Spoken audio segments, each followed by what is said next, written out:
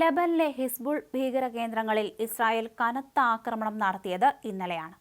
അതേസമയം 320 കത്യുഷ റോക്കറ്റുകൾ ഇസ്രായേലിന് നേരെ തൊടുത്തതായി ഹിസ്ബുൾ അവകാശപ്പെട്ടു.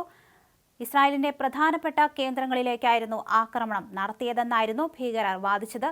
അതേസമയം ഇത് പാടെ തകർത്തു എന്നാണ് വിവരം പുറത്തുവരുന്നത്. 100ഓളം ഇസ്രായേൽ യുദ്ധവിമാനങ്ങളാണ് ഹിസ്ബുൾ ഭീകര കേന്ദ്രങ്ങളിൽ താണ്ഡവമാടിയത്. സ്വയം പ്രതിരോധത്തിന്റെ ഭാഗമായിട്ടായിരുന്നു ആക്രമണമെന്ന് ഇസ്രായേൽ വ്യക്തമാക്കുകയും ചെയ്തു. ഹിസ്ബുള്ളയുടെ ആയിരക്കണക്കിന് റോക്കറ്റ് ലോഞ്ചർ ബാരലുകൾ തകർത്തു കഴിഞ്ഞു.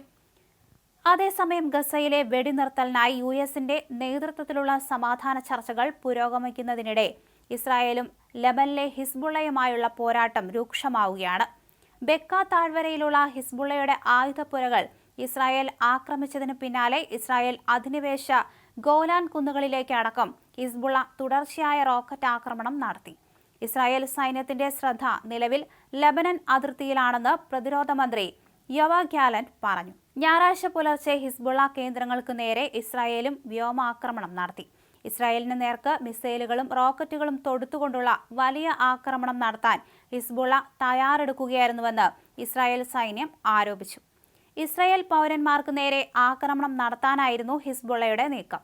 ഇതിനെ പ്രതിരോധിക്കാൻ ലെബനിലെ ഭീകര കേന്ദ്രങ്ങൾക്ക് നേരെ സൈന്യം സ്വയം സംരക്ഷണാർത്ഥമുള്ള ആക്രമണം നടത്തുകയായിരുന്നു. ഇസ്രായേൽ സൈനിക വക്താവ് ഡാനിയൽ ഹഗാരി പറഞ്ഞു. ഹിസ്ബുള്ള ഇസ്രായേലിന് നേർക്ക് റോക്കറ്റുകളും മിസൈലുകളും തൊടുക്കാൻ സാധ്യതയുണ്ടെന്നും ഹഗാരി കൂട്ടിച്ചേർത്തു. അദ്ദേഹത്തിന്റെ പ്രതികരണത്തിന് പിന്നാലെ വടക്കൻ ഇസ്രായേലിൽ മുന്നറിയിപ്പ് സൈറണുകൾ മുഴങ്ങുകയും ചെയ്തു. ഹിസ്ബുള്ളയുടെ സൈനിക കമാൻഡർ ഫുവാദ് ഷുഗറിന്റെ കൊലപാതകത്തിന് പിന്നാലെയാണ് ഇസ്രായേലും ഹിസ്ബുള്ളയും തമ്മിലുള്ള പ്രശ്നം കൂടുതൽ വഷളായത്. തങ്ങളുടെ കമാൻഡർക്ക് നേരെയുണ്ടായ ആക്രമണത്തെ വ്യക്തമായ പ്രകോപനമായും യുദ്ധമെന്നുമൊക്കെയാണ് ഹിസ്ബുള്ള കണക്കാക്കുന്നത്. അതേസമയം ഞായറാഴ്ച രാവിലെ 6 മണി മുതൽ ഇസ്രായേലിൽ 48 മണിക്കൂർ അടിയന്തരാവസ്ഥ പ്രഖ്യാപിച്ചതായി പ്രതിരോധ മന്ത്രി അറിയിച്ചിരുന്നു.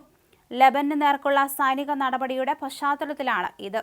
ഇസ്രായേലിന് നേർക്കെത്തിയ ഹിസ്ബുള്ളയുടെ റോക്കറ്റുകളെ അവരുടെ പ്രതിരോധ സംവിധാനമായ അയൺ ഡോം തകർക്കുന്നതിന്റെ വീഡിയോകളും പുറത്തു വന്നിട്ടുണ്ട്.